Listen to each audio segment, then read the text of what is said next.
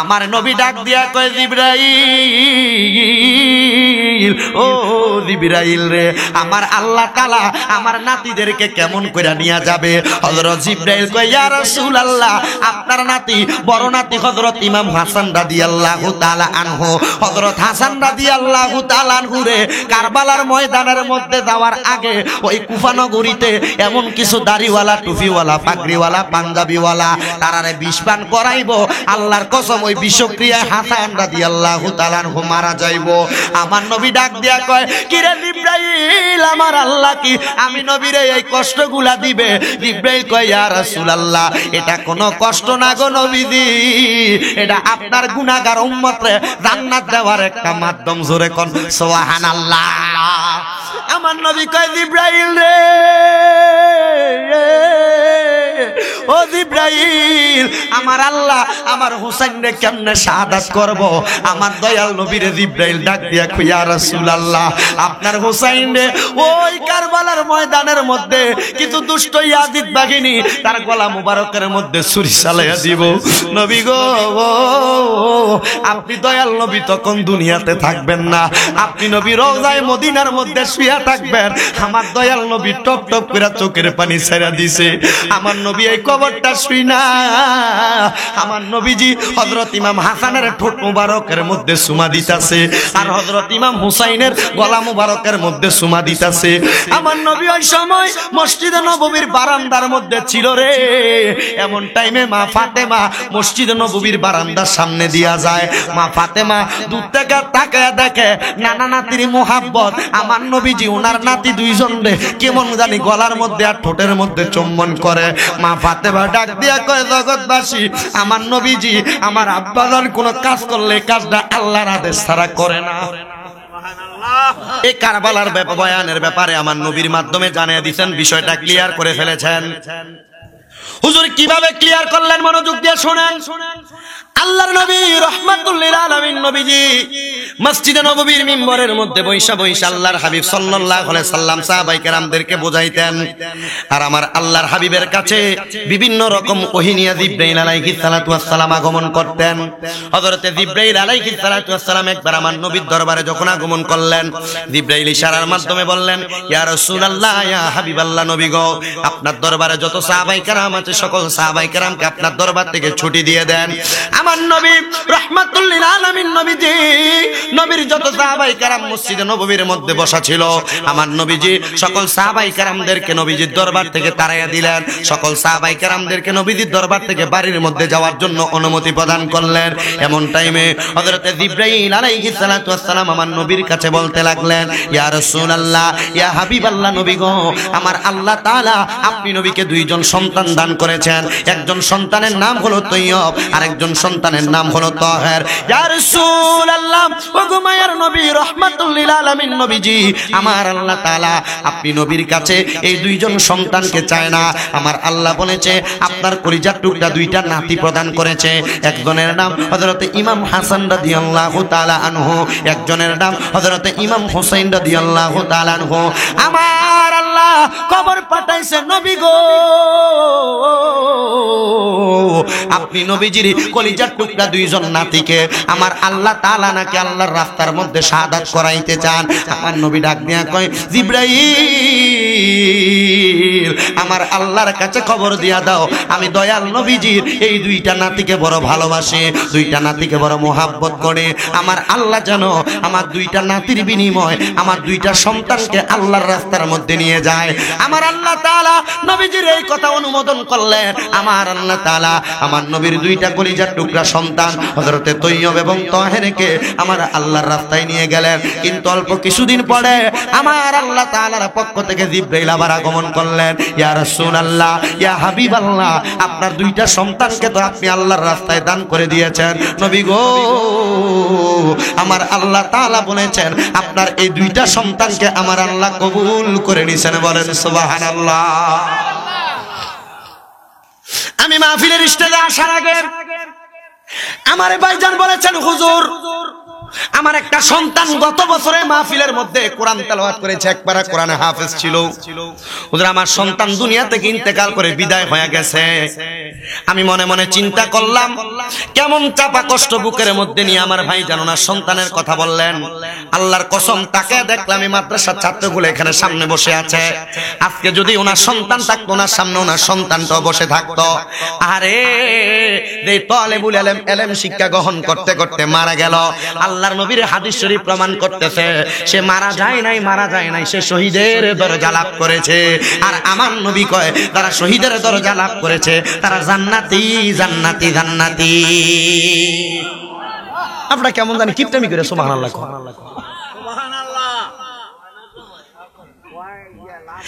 আরে এই বাবাটার কোরআনের মধ্যে বড় চাপা কষ্ট। ওনার সন্তান যদি বেঁচে থাকতো, ওনার ইন্তেকালের পরে ওনার সন্তান জানাজার নামাজ পড়াইতে পারতো, বাবার কানের কাছে দাঁড়ায়া দাঁড়ায়া সন্তান আল্লাহর কোরআন তেলাওয়াত করতে পারতো।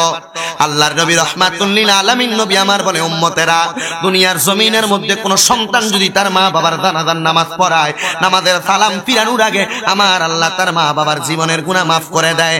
এবার চিন্তা করলাম এই ভাই সাহেবের মনে কষ্ট থাকবে একদিক থেকে, তবে আরেকটা দিক থেকে তার কোনো কষ্ট থাকবে না, কারণ ওই ময়দানে মাশরে তার যখন হিসাব নিকাশ করা হবে আমার আল্লাহ তাআলা তাকে মাদ্রাসার ছাত্রর বাবা বইলা ডাক দিবে না, আমার আল্লাহ ডাক দিবে এ শহীদ সন্তানের বাবা, আয় আয় আমার সামনে আয়। এই জন্য তার মনের মধ্যে কোনো কষ্ট থাকতে পারে না।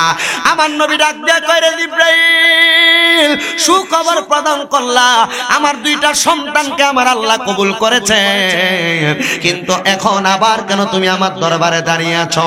জিবরাইল বলে ইয়া রাসূলুল্লাহ, ইয়া হাবিবাল্লাহ, আপনি নবী খুশি হয়েছেন আমার আল্লাহ যে কবুল করেছে?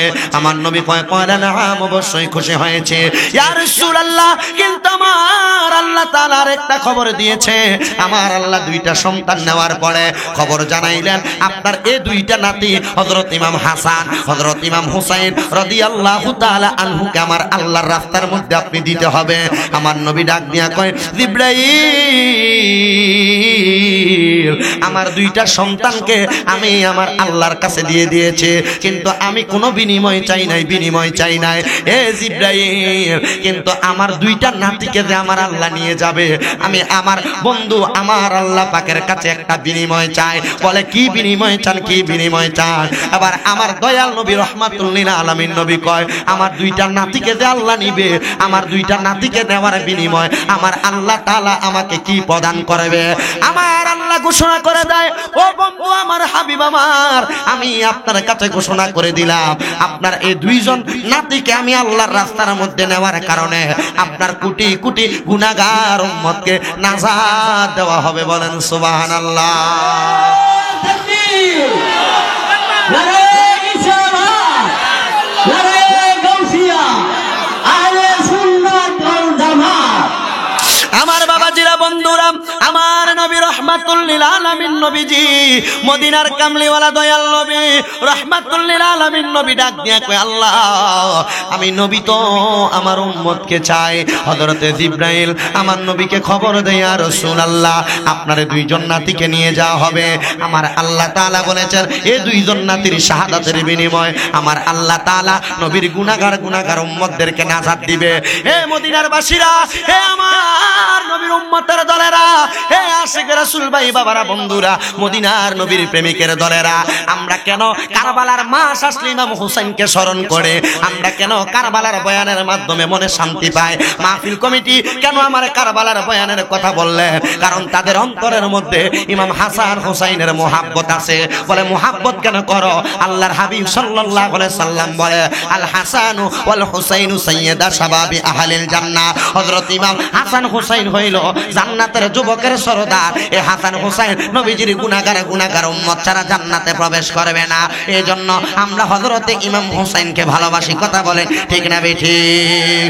আরে মা ফাতেমার নয়নে মনি হযরত আলীর জান, মা ফাতেমার নয়নে মনি হযরত আলীর জান, ইমাম হোসেন শহীদ হলো কারবালার ময়দানে, ইমাম হোসেন শহীদ হলো কারবালার ময়দানে। বলেন মা মা ফাতেমার নয়নে মনি হযরত আলীর জান, মা ফাতেমার নয়নে মনি হযরত আলীর জান। ইমাম হোসেন শহীদ হলো কারবালার ময়দানে, ইমাম হোসেন শহীদ হলো কারবালার ময়দান। দয়ালে নবীর জবানে কারবালার বয়ানে, দয়ালে নবীর জবানে কারবালার বয়ানে আওলাদে রাসূল শহীদ হবে হাদিসে প্রমাণে। ইমাম হোসেন শহীদ হলো কারবালার ময়দানে, ইমাম হোসেন শহীদ হলো কারবালার ময়দান। ঈদের দিনে নতুন পোশাক পরলো সকলে, হাসান হোসেন কান্দে নানা পোশাক দাও বলে। দয়াল নবী করলো দোয়া ও গো রাব্বানা, জান্নাত থেকে কুদরতেরই পোশাক পাঠাও না। লাল সবুজের সেই পোশাকে কারবালার শান, লাল সবুজের সেই পোশাকে কারবালার শান। ইমাম হোসেন শহীদ হলো কারবালার ময়দানে, ইমাম হোসেন শহীদ হলো কারবালার ময়দান। লাল রঙের পোশাক হতে মাটি নিল হাতে, সেই মাটির কাহিনী হবে হোসাইনের সাথে। সীমার যখন করবে জবাই নিজের হাতে, মাটি রক্ত মিলবে সে তাই কারবালার সাথে। হোসাইনের শাহাদাত ইলমে গায়েবের প্রমাণ, হোসাইনের শাহাদাত ইলমে গায়েবের প্রমাণ। ইমাম হোসেন শহীদ হলো কারবালার ময়দানে, ইমাম হোসেন কারবালার ময়দান। নবীর আওলাদে নূহের কিস্তি নবীজির বয়ান, আবু যর গিফারির হাদিসে প্রমাণ। জীবনে দিবে ইমানে পাবে নবীজির পথে, জান্নাতে তোর জায়গা হবে হুসাইনের সাথে। সুন্নি জনতা গ্রহণ কর হুসাইনের আহ্বান, সুন্নি জনতা গ্রহণ কর নবীজির আহ্বান। ইমাম হোসেন শহীদ হলো কারবালার ময়দানে, ইমাম হোসেন শহীদ হলো কারবালার ময়দানে। বলো মা ফাতেমার নয়ন মনি হযরত আলীর জান, মা ফাতেমার নয়ন মনি হযরত আলীর জান। ইমাম হোসেন শহীদ হলো কারবালার ময়দান। একটা জবান বন্ধ রাখবেন না, জবান খুলে উচ্চ কণ্ঠে পড়েন ইয়া হোসেন।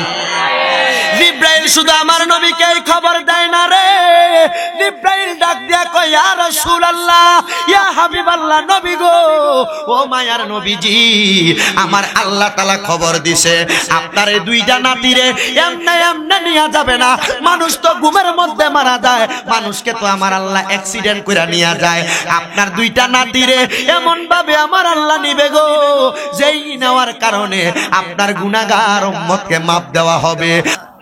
আমি দৌড়ে গেলাম, কারণ আমি মা তো আমার সন্তানদেরকে ভালোবাসি। আমি দেখলাম আমার আব্বা আমার দুইটা ছেলেরে দুই রকম ভাবে আদর করে। একজনের ঠোঁটের মধ্যে চুমা দেয়, আরেকজনের গলার মধ্যে চুমা দেয়। আমি আমার আব্বার কাছে দিয়ে ডাক দিয়া কইলাম, আব্বা ও আপনার তো দুইটা নাতি? বলে হ্যাঁ। বলে আপনি তো দুইজনরে দুনোভাবে মোহাব্বত করেন? বলে হ্যাঁ। ও আব্বা, তাহলে আপনি কেন আমার বড় ছেলে হাসান রে ঠোঁটের মধ্যে চুমা দেন, আমার ছোট ছেলে ইমাম হোসেন রে আপনি গলার মধ্যে চুমা দেন? আমার নবী একটা ডাক দিয়া কয়, ফাতেমা, আমি এই জন্য চুমা দেই রে, আমার আল্লাহ খবর দিছে আমার হাসান রে নাকি ওই কুবা বান্তরের মধ্যে বিষপান করে মারবো, আমার হোসেন রে নাকি ইয়াজিদের দলেরা গলার মধ্যে ছুরি চালায়া মারবো। আমি দয়াল নবী মায়া কইরা কইরা চুমা দে। আল্লাহর হাবিব সাল্লাল্লাহু আলাইহি সাল্লামের চুম্বন পাইয়া হযরত ইমাম হাসানের জীবনী পড়তে দেয়া পাইলাম। হযরত ইমাম হাসান রে ওই কুবা নগরীতে একবার দুইবার তিনবার না, হযরত ইমাম হাসান রে 6 বার বিষপান করাইছে। বিষক্রিয়া মারতে পারে না। ও ইমাম হাসান, তোমার এতবার বিষ খাওয়াই, তুমি কেন মরো না? তুমি কেন শাহাদাত বরণ করো না? হযরত ইমাম হাসান ডাক দিয়া কয়, আরে আমি কেমনে শাহাদাত বরণ করতাম? যে ঠোঁট দিয়ে আমি বিষটা পান করি, এই ঠোঁটের মধ্যে তো আল্লাহ তাআলা রাহমাতুল লিল আলামিন নবী সুমা দিছে। এই ঠোঁটের মধ্যে বিষ বললে বিষটা মধু হইয়া যায়। জবান কইরা জোরে জোরে কোন সুবহানাল্লাহ।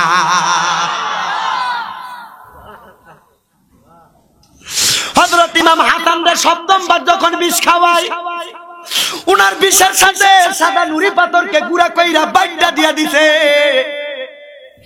কিতাব পড়তে যা পাইলাম, ইমাম হাসানের শাহাদাতের সময় ইমাম হাসান বিষক্রিয়ায় মারা যায় নাই, ওই পাথরের গুঁড়া শরবতের সাথে খাওয়ায়া দেওয়ার কারণে ইমাম হাসান রাদিয়াল্লাহু তাআলা আনহু কারবালায় শাহাদাত, কুফা নগরের মধ্যে শাহাদাত হইছে। কিন্তু বন্ধুরে, ইমাম হাসান যখন বিষক্রিয়া বিষ্ঠা পান করার পরে ওনার যখন এই বুকটার মধ্যে পাথরের নুরি পাথরের গুঁড়া গেল, ইমাম হাসান কারবালার ময়দানে কুফা নগরের মধ্যে পড়া গেছে। কুফা নগরীর মাঠের মধ্যে যখন পড়া যায়, আমরা যখন হঠাৎ করে উষ্টা খেয়া ব্যথা পাই, মাগ গো কয়ে চিল্লানি দেয়। আমরা যখন ব্যথা পাই, আমরা আল্লাহ গো কয়ে চিল্লানি দেয়। কিন্তু হযরত ইমাম হাসান উনি নানা গো কয়ে একটা চিল্লানি মারছে। ওরে ইমাম হাসান, কেন তুমি নানা গো কয়ে চিল্লানি দিলা? কয় আল্লাহর কসম, আমরার চাইতে নানারে কেউ দুনিয়াতে বেশি ভালোবাসে না, কারণ আমরার নানা হইল রাহমাতুল লিল আলামিন। সুবহানাল্লাহ ধরে কইলেন বন্ধুরে। ইমাম হাসান যখন নানা গো কইয়া চিল্লানি মারছে, এই চকের হাটি এই ক্ষেতের মধ্যে বন্দের মধ্যে কেউ নানা গো কইয়া চিল্লানি মারলো। ইমাম হাসানের চিল্লানিটা দূর থেকে হযরত ইমাম হুসাইন বুঝতে পারলেন। বলে হুজুর কেন? কারণ এখান থেকে কেউ যদি ডাক মারে, কেউ যদি চিৎকার মারে, দূরে কেউ থাকলে ওই আওয়াজটা শুনে এখান পর্যন্ত আসতে পারে। হযরত ইমাম হুসাইন রাদিয়াল্লাহু তাআলা আনহু ওই আওয়াজটা শুনে দৌড়ে সামনের দিকে আসবে। এমন টাইমে মারওয়ান নামক ওসওয়া একজন লোক হযরত ইমাম হাসান রাদিয়াল্লাহু তাআলা হুসাইন রাদিয়াল্লাহু তাআলা ঘুরে বলে, হুসাইন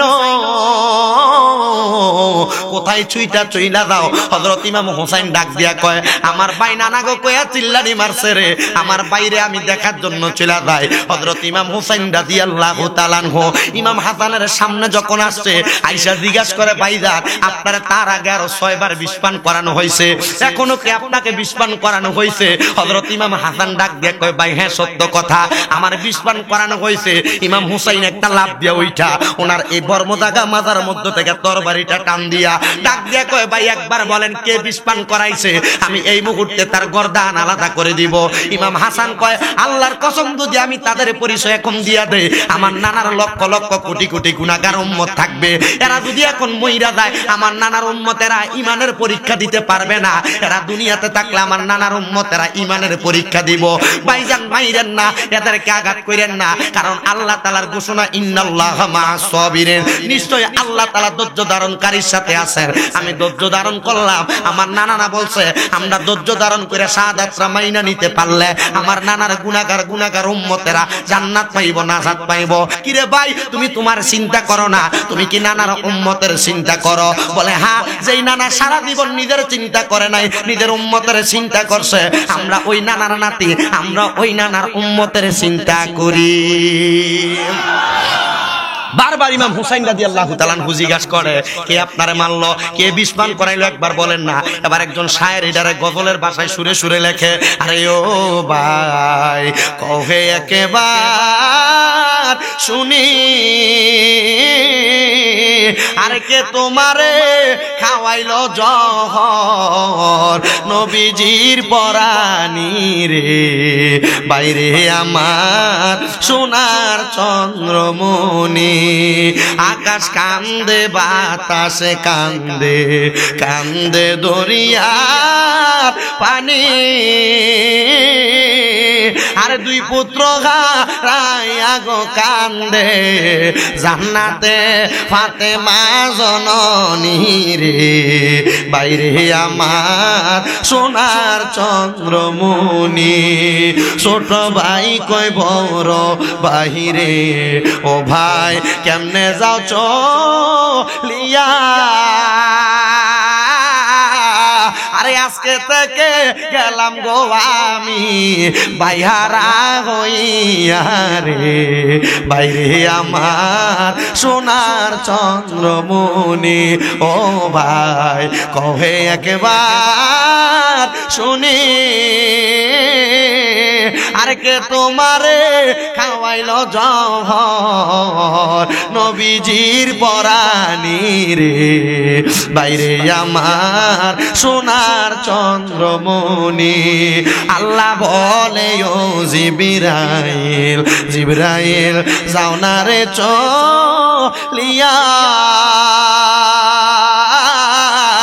আর ৭০,০০০ ফেরেশতা আনো জানাজার লাগিয়া রে বাইরে আমার চন্দ্রমণি ও ভাই কহে একবার শুনি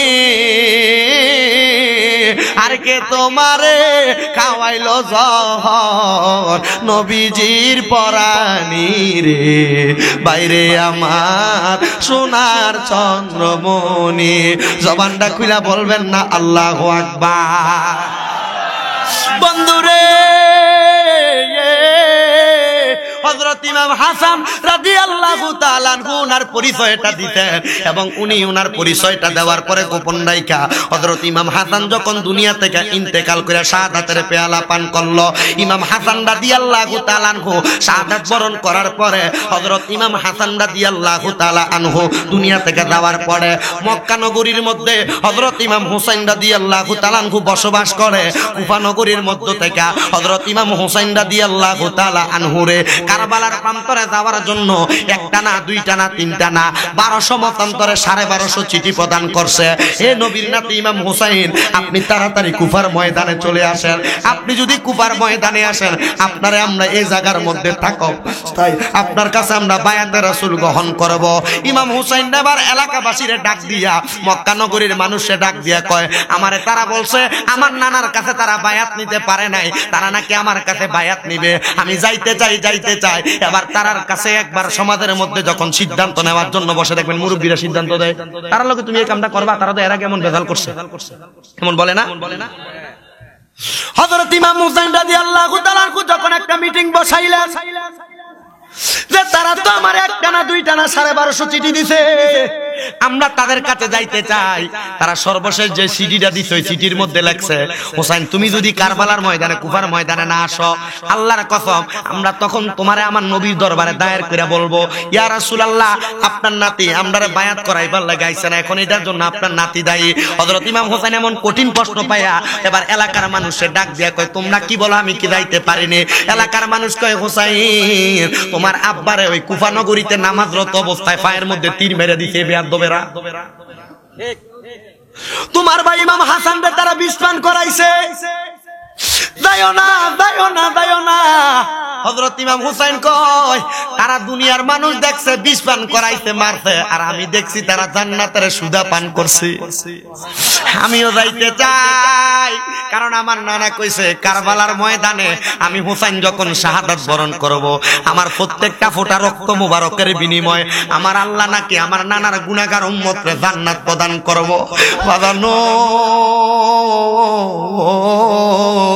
হযরত ইমাম হুসাইন রাদিয়াল্লাহু তাআলা আনহু কারবালার ময়দানে রওনা করছে এমন টাইমে হযরত ইমাম হুসাইন রাদিয়াল্লাহু তাআলা আনহু রে পেছন থেকে মুসলিম বিন আকিল নামক একজন ভাই আইসা ডাক দিয়া কয় ভাইজান আপনি কারবালায় যাবেন আপনি কারবালায় যায় যদি আমার আগে শাহাদাত বরণ করেন আমার নবী যদি আমারে একবার জিগায় কিরে মুসলিম বিন আকিল তুমি থাকতে আমার নাতির গলার মধ্যে ছুরি ছাড়াইলো আমি জবাব দিতে পারবো না আমার যাইতে দেন আগে আমি শাহাদাত বরণ করব হযরত মুসলিম বিন আকিল রাদিয়াল্লাহু তাআলা আনহু কারবালার ময়দানের দিকে রওনা করতেছে মুসলিম বিন আকিলের দুইটা সন্তান ছিল একজনের নাম হযরত ইব্রাহিম আর একজনের নাম মুহাম্মদ ওই সন্তানগুলার মা ছিল না সন্তানগুলা এতিম মানুষ পেছন দিয়ে আব্বার পাঞ্জাবিটাতে এভাবে মুঠ করে ধরে কয় আব্বা আমরা তো দুনিয়াতে মা নাই আপনি আব্বা চলে যাইতেছেন আপনি আমরারে নিতেছেন না বাবাইও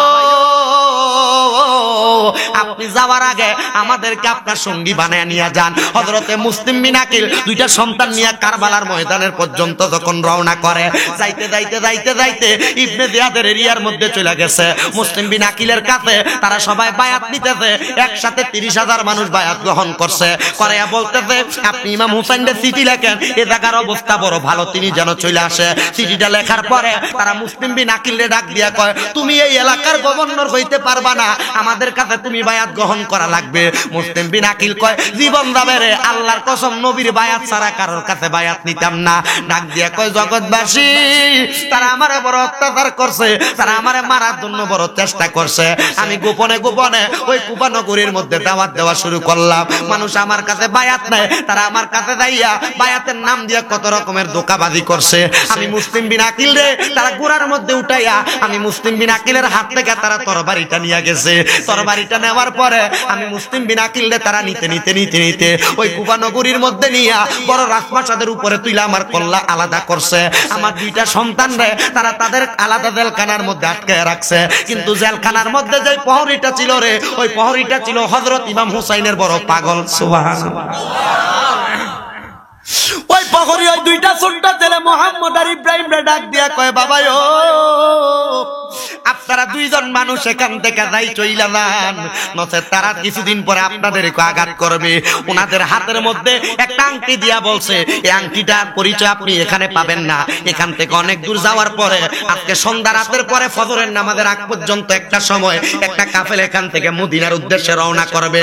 ওইখানের উদ্দেশ্যে যাইয়া আপনি হুসাইনকে বলবেন যেন কারবালার ময়দানে না আসে। ছোট ছোট 2টা বাচ্চা যাইতে যাইতে যাইতে যাইতে মন ভুলে তো অনেক জায়গার মধ্যে ঘুরে, এখান দিয়ে গেলে আবার এই জায়গায় এসে হাজির হয়, চকের হাটে দিয়া গেলে পশ্চিম পাড়া দিয়া বাড়াই সেখানে হাজির হয়। ছোট মানুষ তারা বোঝে না, তারা এবার কান্না করতে করতে পথ হারাইয়া ওই আরবের মরুভূমির অঞ্চলের মধ্যে কুফা নগরীর ছোট্ট একটা গাছের নিচে কূপের কিনারে তারা বৈশা রয়েছে।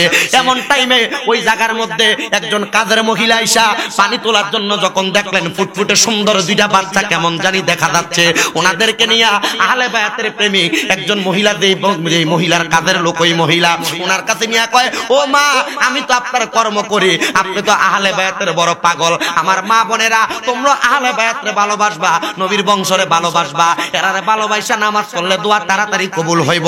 মা ফাতেমারে ভালোবাসবা, হযরত আলীরে ভালোবাসবা, ইমাম হাসানরে ভালোবাসবা, ইমাম হুসাইনরে ভালোবাসবা, নবীরে ভালোবাসবা, নামাজ পড়বা তাড়াতাড়ি কবুল হবে। কারণ আহলে বায়াত হলো আমাদের নাজাতের তরি, নাজাতের তরি, জান্নাতে যাওয়ার রাস্তা। হযরত ইমাম মুহাম্মদ এবং ইব্রাহিম রে নিয়া ওই মহিলার কাছে দেওয়ার পরে ওই মহিলা ডাক দিয়া কয়, এরা তো এত সুন্দর আহলে বায়াতের সদস্য, কিন্তু আমার যে জামাই আছে ওই জামাই তো আহলে বায়াতরে ভালোবাসে না, মুহাব্বত করে না। ছোট 2টা বাচ্চারে খাওয়াইয়া আলাদা ঘরের মধ্যে রাইখা দিতে।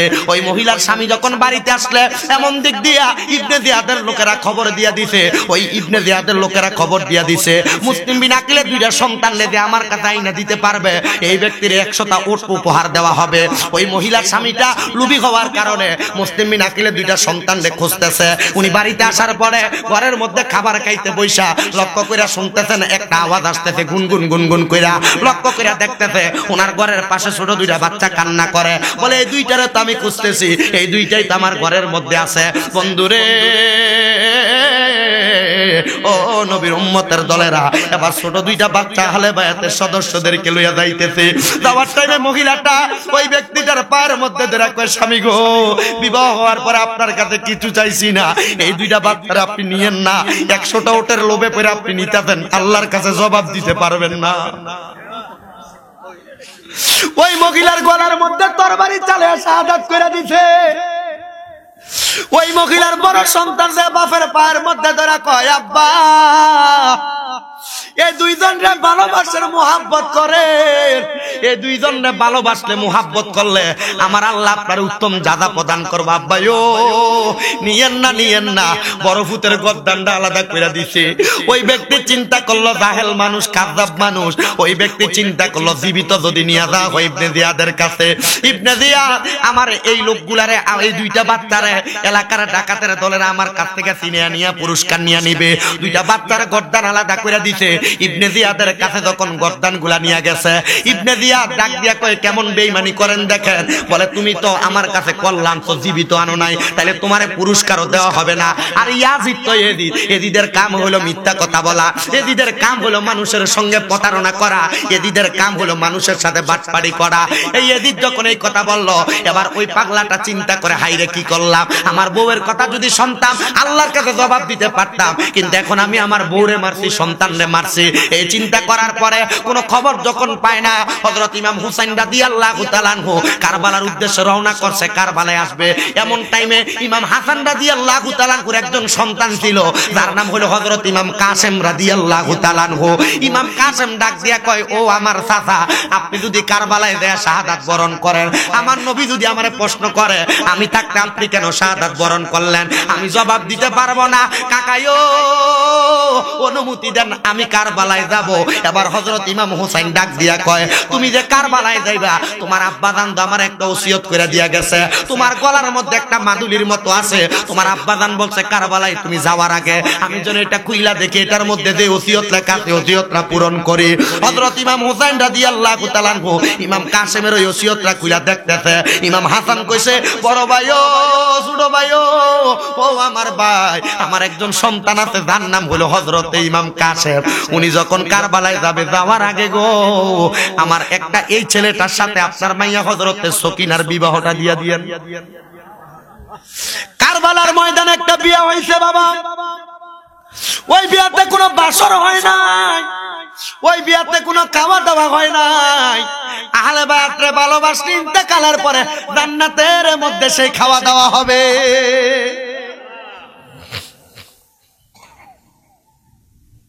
হযরত ইমাম কাসেম আর হযরতে সকিনার বিবাহ হয়ে গেছে।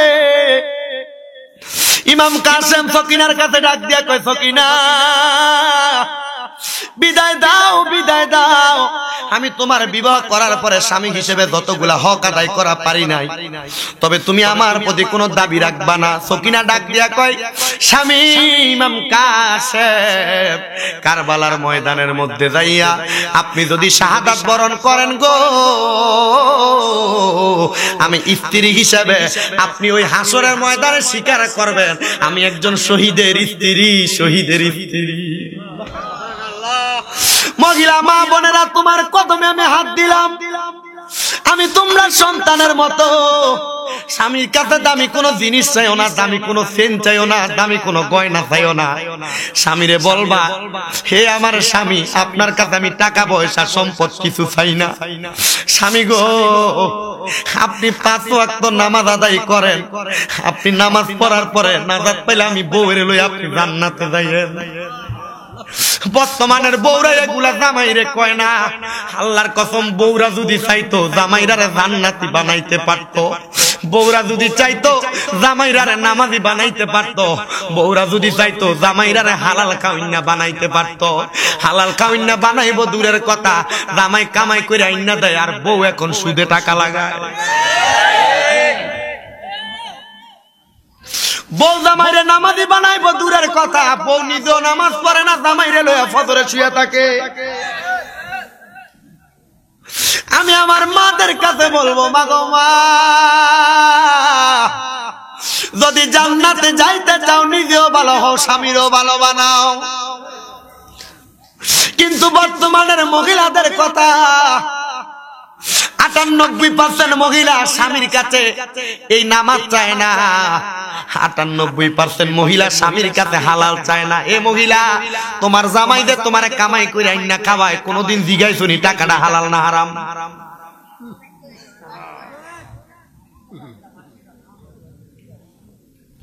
তোমার জামাইদের তোমার হাত দেয় না, লাখ লাখ টাকা দেয়, কোনদিন জিজ্ঞাসা নি টাকাটা হালাল না হারাম? হালাল হইলে তো বাঁচবা, কিন্তু হারাম যদি হয় আল্লাহর কসম এটার জবাব দিতে তোমাদেরকেও দেওয়া লাগবে।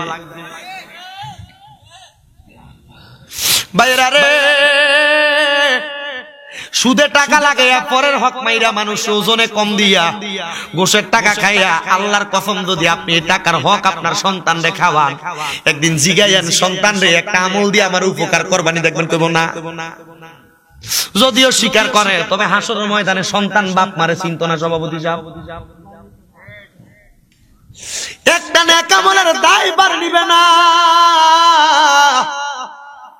কারবালার ওয়াজটা করতে গেলে অনেক বিষয় আসে, ডাইনে বামে গেলে ওয়াজের মনোযোগ আপনাদের নষ্ট হইতে পারে, এই জন্য আমি যাই নাই, ডাইরেক্ট এখানে আসছি। বাবা আপনার কষ্ট হইতেছে তো মাঝখানে আমি কইছিলাম না মুরব্বীরা বইয়া থাকবো, জোয়ান্ডি মোসরামাসি দিয়ে থাকবে, বই দেন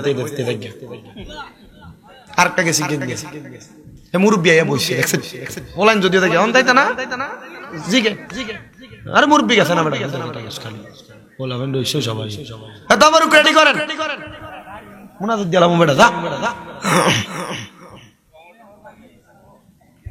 কোমর ব্যথা হয়ে গেছে গা আমার কাল কেউ মাহফিল দুলাল যায় না ইনশাআল্লাহ দাওয়াত দেব ইসুরি খাওয়াই দুলাল আমার মাহফিল দেখছেন। আপনার কি কষ্ট হইতেছে নাকি অসুবিধা হইতেছে নাকি?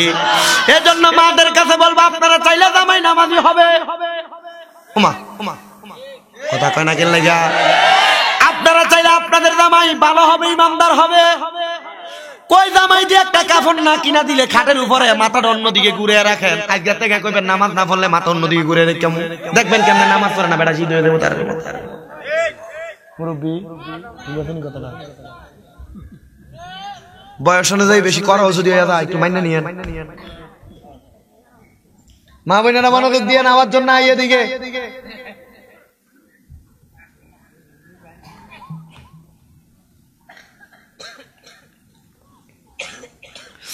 বাবাজিরা বন্ধুরা, জ্ঞানী মানুষ অল্প কথাই বুঝে, তাইতে আমি বেশি বলতে চাই না। হযরতে সকিনা বলে স্বামী আপনি আমারে শহীদের বউ হিসেবে গ্রহণ করে নিলে আমি খুশি। সুবহানাল্লাহ কইলেন না? আরে ওনাদের বাপ সন্তান মারা গেছে, ওনারা তো সন্তানের নাম ইয়ামিন, ইয়ামিনের বাপ কইয়া ডাক দিত না, ডাক দিব ও শহীদের বাবাইও। বলে কেন শহীদের বাপ কেন কইব? কারণ ওনার সন্তানটা কোরআন শরীফ পড়তে পড়তে মারা গেছে, কোরআনের ছাত্র অবস্থায় মারা গেছে, এটা শহীদের মর্যাদা, তালেবুল ইলম ছিল। বন্ধু ও নবীর উম্মতের দল, মাঝে মাঝে আমি আমার মাদ্রাসার পোলা পান্ডারে জিগাই, কিরে আব্বা মাদ্রাসায় ফরজ কি লাগে বলো, তোর মা বাপের জানাজা পড়ামু। আমি অনেক মা বাপরে জিগাই আপনারা কি লেগে পোলা পান্ডে মাদ্রাসায় পড়ান? এরা কয় হুজুর আপনার অনেক ওয়াজে শুনছি সন্তান জানাজার নামাজ পড়াইলে মা বাপের কবর আযাব মাফ হইয়া যায়, এর লেগে পড়াই। সুবহানাল্লাহ কইলেন না রে বাবা? আপনারা দোয়ার বরকতে আমি ছোট মানুষ, আল্লাহর দোহাই এই ছোট মানুষের কুমিল্লা শহরে এখনো 6টা মাদ্রাসা চলে, এর মধ্যে 2টা মহিলা মাদ্রাসা। আপনারা দোয়া করলে ভবিষ্যতে আরো হবে। মারহাবা কইলেন না বাবা? শ্রীমঙ্গলের এক মহিলা আমারে বলছে, বাবা তোমার মতো আমার একটা ছেলে ছিল, হারায় গেছে। আমি অনেকদিন পর্যন্ত মহিলারে পাত্তা দেই নাই। কিছুদিন আগে তার বাড়ির মধ্যে গেলাম, মাহফিল শেষ করার পরে ওই মহিলা কান্না করছে। ওই মহিলার স্বামী পর্যন্ত বলছে, বাবা আমার সন্তান আছে আরো 4 জন, একটা ছেলে 3টা মেয়ে, এ আমার 73 শতক জমি, এর মধ্য থেকে 2টা ভাগ করে একটা ভাগ আমি তোমারে দিমু। তোমার মা তোমার মাঝে তার ছেলের স্বাদ পায়, তোমার দেখলে তার ছেলের মতো মনে করে সে শান্তি পায়, তোমার মতোই ছিল সেম অবস্থা। আমি চিন্তা করলাম আসার সময় আমার ছেলেটা বলছে, জায়গাটা পেলে আপনি কি করবেন, আপনার কি লাভ হইব? আমি কইলাম চিন্তা করছি ওই জায়গা যদি আমি পাইয়া যাই, আল্লাহর কসম ওই জায়গার মধ্যে আমি একটা মাদ্রাসা বানাবো। কেন এই নিয়ত করি শুনেন না বাবারা বন্ধুরা? কারণ আপনার টাকা, আপনার দামি বাড়ি, দামি গাড়ি আপনারা জান্নাতে নিতে পারবে না, কিন্তু কাল হাসরের ময়দানে এই মাদ্রাসা মসজিদ গুলা আমরারে নাজাতের তরি বানাই এগুলাতে উড়াইয়া উড়াইয়া জান্নাত পর্যন্ত নিয়ে যাইব।